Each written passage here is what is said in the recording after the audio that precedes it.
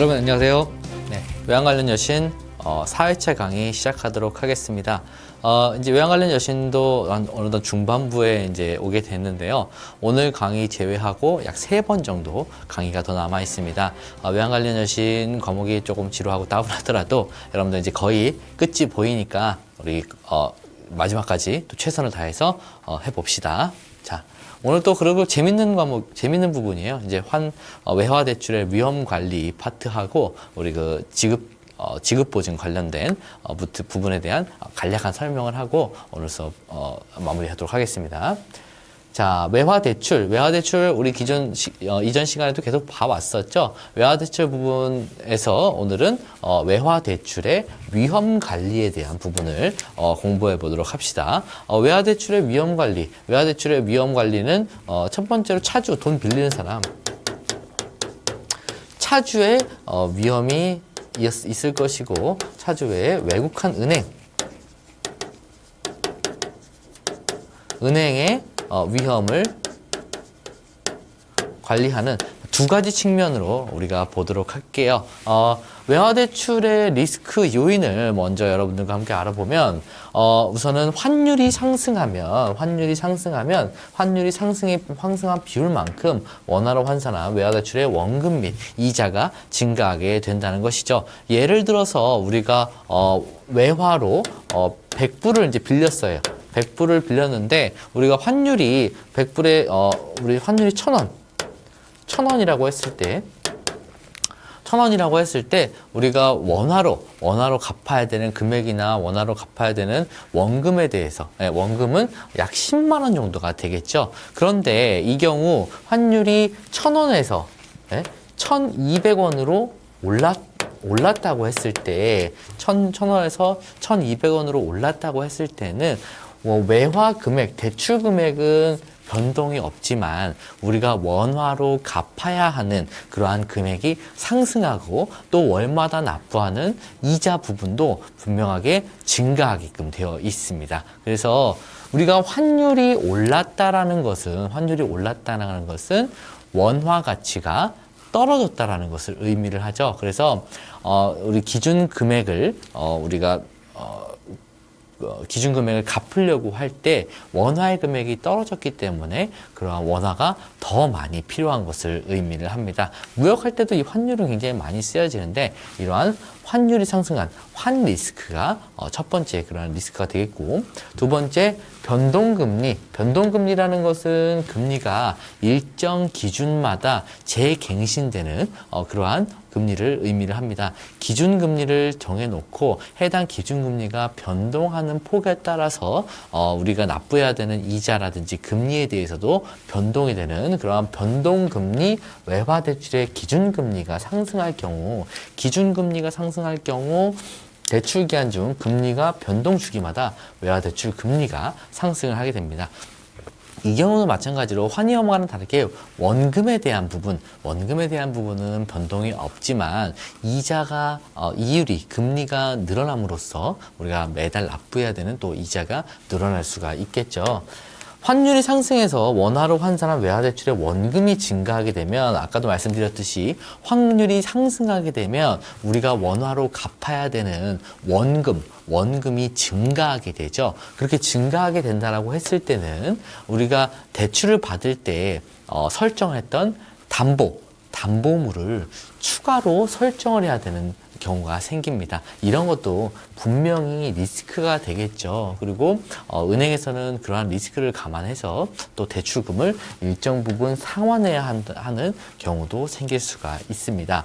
네 번째, 이러한 경우에는 기업의 부채 비율, 회계적으로 봤을 때 부채 비율이 상승을 하게 되고, 부채 비율이 상승하게 되면 동반해서 신용 등급이 하락할 수가 있죠. 그래서 환위험과 변동 금리의 위험으로 인해서 최종적으로는 신용 등급이 하락할 수도 있는 그러한 리스크에 노출이 되어 있다고 했습니다.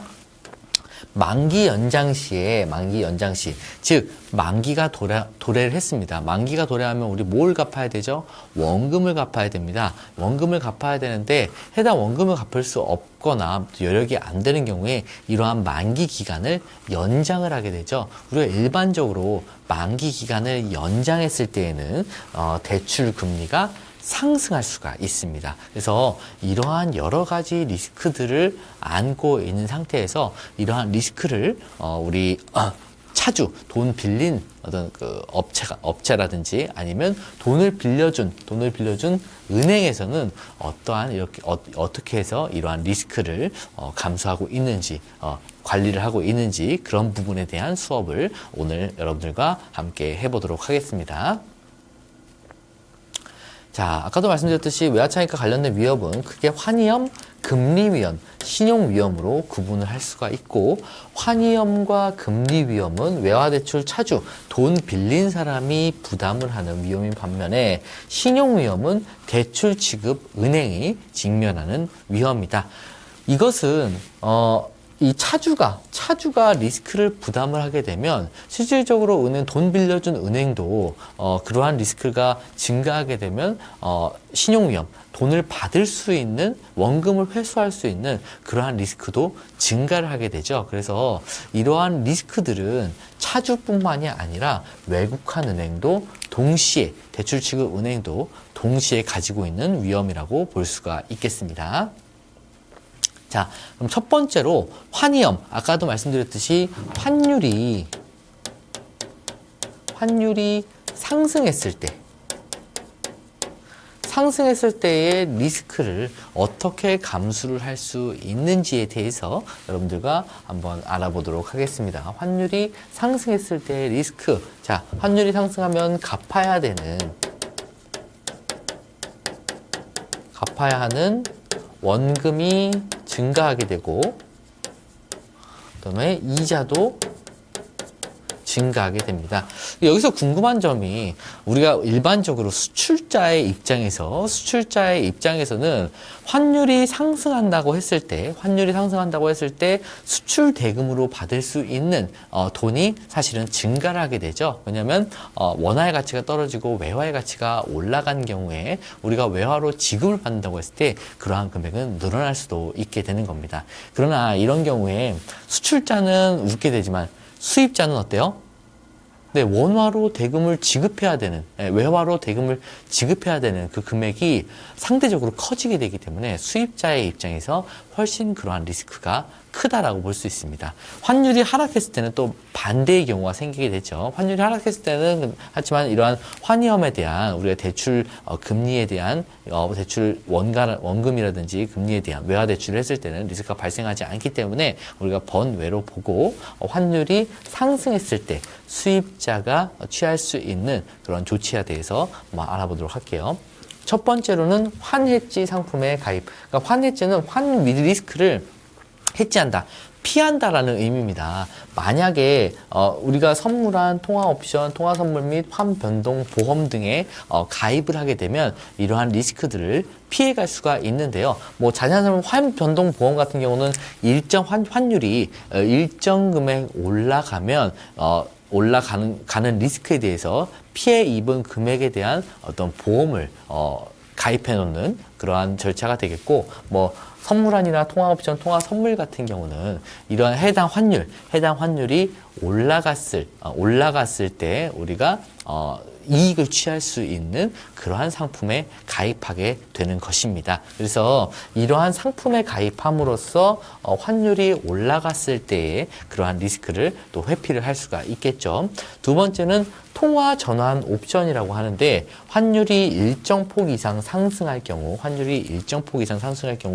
외화 대출을 원화 대출로 전환하는 그러한 옵션을 대출 시에 추가함으로써 차주의 리스크를 최대한 감소시키는 그러한 효과를 둘 수가 있습니다. 일반적으로 이렇게 통화 전환 옵션을 추가적으로 가입한다고 했을 때 납부해야 되는 이자에 대해서는 증가하는 것은 또 사실 피할 수가 없겠죠. 하지만 기본 비용이 증가하는 대신에 어떤 차주의 리스크는 그만큼 감소하게 되기 때문에 이런 방법들을 통해서 어떤 환위험을 피해 나갈 수가 있겠다.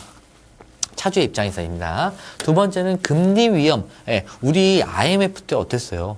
저는 그때 당시에 물론 이제 고등학생이었는데, 그때 이자율이, 우리가 돈을 빌릴, 원래 기준금리가 뭐 한 6%, 7%였던 이자율이 한 20%대까지 상승했던, 그래서 그런 이자를